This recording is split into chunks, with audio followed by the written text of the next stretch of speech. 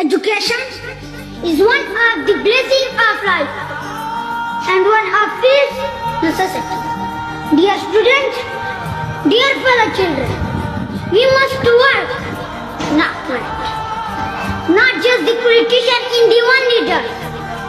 We all need to contribute. Me, you, we.